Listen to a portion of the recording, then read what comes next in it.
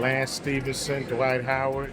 It's great. Wesley Johnson's been great. Montrezl Harrell been great. The league has been. The thing with Caitlyn Clark, it was just to unlock millions of dollars for the league because of her stardom.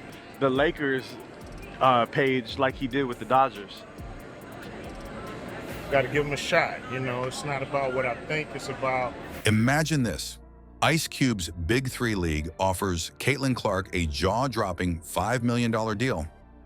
But Angel Reese, nothing. Why did one of the biggest names in women's basketball get left out? Stick around, because the reasoning is more complex and shocking than you think. Before we move on, I'd like to ask you a small favor. If you appreciate this content, please take a second to like this video and subscribe to the channel. Over 98% of you watch the videos without subscribing. It costs you nothing, but it makes a huge difference to us. So did you click the subscribe button? Great. Thank you so much. Now back to the video.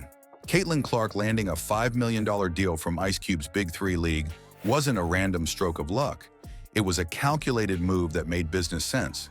Ice Cube himself has made it clear that this wasn't just about basketball skills. While Clark's talent on the court speaks for itself, the decision goes deeper into the realm of visibility, dependability, and profitability. So why her? And more importantly, why not Angel Reese? Let's start with Clark's game. What our sponsors was telling us. Right. They didn't tell us the same thing about Angel Reese, so I don't know if we can make that. I don't know if we can make that same offer. I see. So, maybe an adjusted amount. No, the thing with Caitlyn Clark, it was just to unlock millions of dollars for the league because of her stardom. Listen, man, you guys dropped Big Three again. This is a new season. I remember you famously made an offer to Caitlyn. She's a consistent performer who doesn't just put up stats, she builds moments. Whether it's nailing buzzer beaters or leading her team through intense comebacks, Clark creates excitement that basketball fans and even casual viewers can feel. Remember the 2023 NCAA tournament?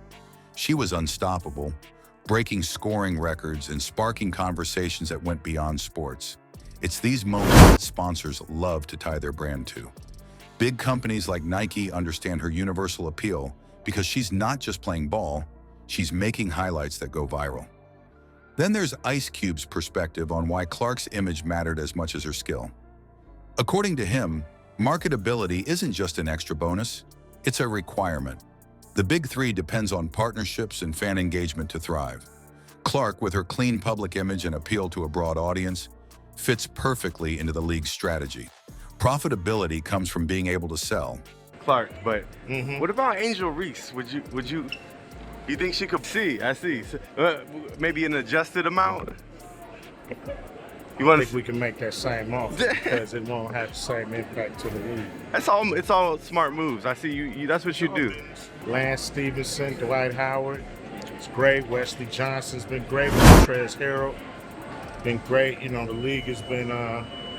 Clark gives us that edge, Cube reportedly said in defense of the decision. Her ability to attract both dedicated fans and sponsors makes her less of a gamble and more of a sure thing. Now compare that to Angel Reese. She's undeniably talented, but her off-court persona often grabs more headlines than her game. From her confidence to her rivals, Reese has built a brand around owning the spotlight. But did that work against her here?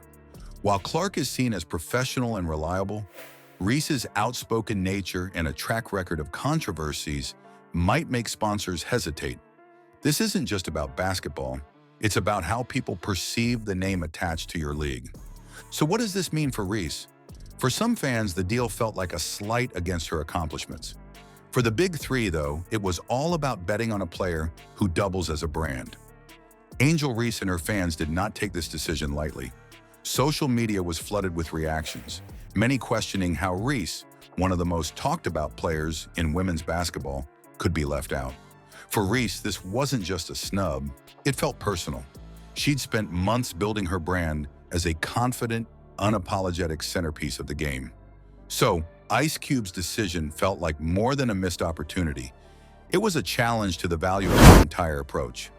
Professionally, the fallout could ripple for years. Ice Cube's assertion that Reese lacked the marketability for the big three isn't just about this one deal. It chips away at how sponsors and industry executives might view her.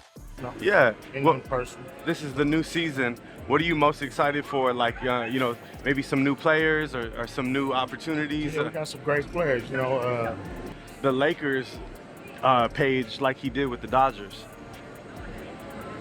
Got to give them a shot. It's not about what I think. It's about, it's been must-see TV for sure. Yeah, it's getting a little testy. I saw some of those guys going at it. Mark Walters, do you think he could change? Him execute. He was able to execute with the Dodgers.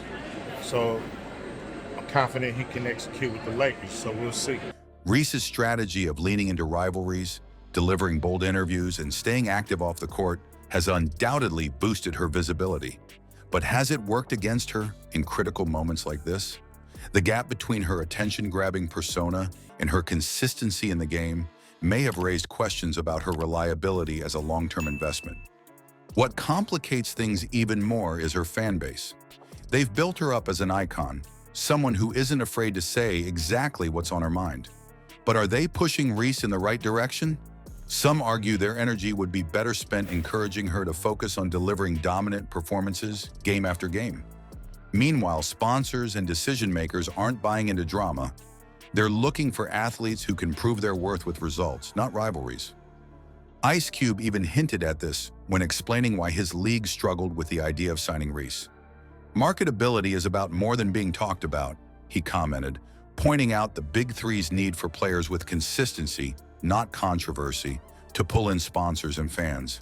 He also mentioned difficulties in working with Reese's team, signaling a bigger issue that went beyond just talent or personality. For Reese, this moment feels like a fork in the road. The deal wasn't just money, it was status. The question now is how she bounces back. If this serves as motivation, it could be a turning point. But the wake-up call is clear. Attention alone doesn't guarantee opportunity. This story isn't just about a massive $5 million deal.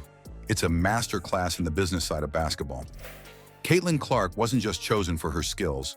She was picked because she brings consistency and results that brands want to associate with. Angel Reese, on the other hand, has let off-court drama overshadow her talent, and that's a tough sell for leagues relying on sponsor support. It's a wake-up call about how athletes balance confidence with substance. So what do you think?